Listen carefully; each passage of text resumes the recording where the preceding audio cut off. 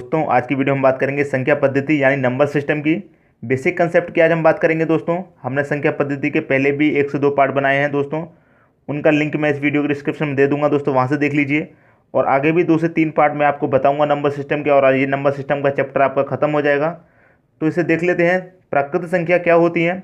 गिनती की संख्या को प्राकृत संख्या कहते हैं। जैसे 1 2 3 4 5 6 7 8 9 आगे आपकी कितनी भी संख्या आती चली हैं वो सभी प्राकृत संख्या हैं। लेकिन सिर्फ इसमें याद रखने वाली बात यह है कि इसमें जीरो नहीं होगा। यदि आपका जीरो है तो वो संख्या आपकी क्या होगी? पूर्ण संख्या। ये पूर्ण संख्या पढ़ लेते हैं। प्राकृत संख्या में शून्य को शामिल करने के बाद संख्या का जो परिवार बनता है उसे पूर्ण संख्या कहते हैं। जैसे यहाँ पर लिखा हुआ है 0 1 2 3 आगे जितनी भी संख्या आएंगी यदि 0 से स्टार्ट होगा तो आपकी वो पूर्ण संख्या बन जाएगी। और आगे भी हम यदि बात करें 0 लगाने पर 10 संख्या का परिवार बन जाता है, 20 संख्या का परिवार बन जाता है, 100 संख्या का परिवार बन जाता है दोस्तों। तो 0 जिसमें लग जाएगा वो आपकी पूर्ण संख्या बन जाएगी। और प्राकृत संख्या की अगर यदि मैं बात करूं तो ये 1 से स्टार्ट होंगी और अनंत तक चलती जाएंगी और इसमें 0 नहीं होगा। और पूर्ण संख्या में 0 होगा दोस्तों। दोनों में यही डिफरेंस है। कंसेप्ट मेरे ख्याल से क्लियर हो गया होगा प्राकृतिक संख्या और पूर्ण संख्या का कंसेप्ट। तो आगे देख लेते हैं दोस्तों। अब बात करेंगे पूर्णांक संख्या की। पूर्णांक संख्या क्या होती है? धनात्मक व ऋणात्मक संख्या सहित पूर्ण संख्या के परिवार को पूर्णांक संख्या कहा जाता है। जैसे एग्जाम्पल देखिए -4 -3 -2 -1 यहाँ पर 0 है, 1 2 3 4 यहाँ पर माइनस नहीं है। तो दोस्तों जिसमें धनात्मक भी दे रखा है और ऋणात्मक भी दे रखा है तो माइनस ऋणात्मक हो गया और ये प्लस में है धनात्मक हो गया। दोस्तों एक परिवार होता है जिसमें अच्छे लोग भी होते हैं और ख़राब लोग भी होते हैं। तो ये वही चीज़ दर्शा रहा है, धनात्मक व ऋणात्मक संख्या सहित पूर्ण संख्या के परिवार को, यानी कि उसमें अच्छे लोग भी हैं और उतने ही बुरे लोग भी हैं, तो उनका एक परिवार बन जाता है, को पूर्णांक संख्या कहा जाता है।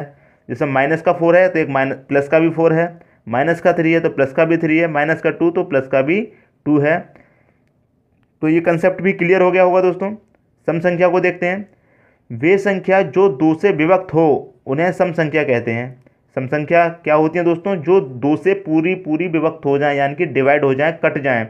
जैसे 2 को यदि हम 2 से काटें तो एक बार पूरा कट जाएगा, 4 को यदि 2 से काटें तो 2 बार पूरा कट जाएगा, 6 को काटें तो 3 से कट जाएगा, 8 को काटें तो 4 बार ही कट जाएगा 2 से। आगे जितनी भी संख्या 2 से कट जाएं वो सभी संख्या कौन सी होंगी? सम संख्याएं। जो संख्या पूरी 2 से डिवाइड हो जाएगी दोस्तों वो सम संख्या होगी। तो ये सम संख्या का कंसेप्ट भी क्लियर हो गया होगा दोस्तों। नेक्स्ट देख लेते हैं। अब बात करते हैं विषम संख्या की। विषम संख्या कौन सी संख्या होती है? वे प्राकृत संख्या जो 2 से विभक्त नहीं होती उन्हें विषम संख्या कहते हैं। अभी हमने पढ़ा था सम संख्या जो 2 से पूरी कट जाए, और विषम संख्या वो होती हैं दोस्तों जो 2 से विभक्त ना हो, जो 2 से डिवाइड ना हो। जैसे 1 में यदि 2 का डिवाइड दें तो नहीं जाएगा, 3 में 2 का डिवाइड दें तो पूरा नहीं जाएगा, 5 में भी पूरा डिवाइड 2 का नहीं जाएगा, 7 में भी नहीं जाएगा, 9 में भी नहीं जाएगा, 11 में भी नहीं जाएगा। तो ऐसी संख्या जिनमें 2 से पूरा डिवाइड नहीं जाए वो सभी संख्या कौन सी होंगी दोस्तों? विषम संख्या होंगी। तो ये कंसेप्ट भी क्लियर हो गया होगा दोस्तों। आगे बढ़ते हैं दोस्तों। अब बात करते हैं अभाज्य संख्याओं की। अभाज्य संख्या कौन सी संख्या होती हैं? 1 से बड़ी वे सभी संख्याएं जो एक व स्वयं को छोड़कर किसी दूसरी संख्या से विभक्त ना हो अभाज्य संख्या कहलाती हैं।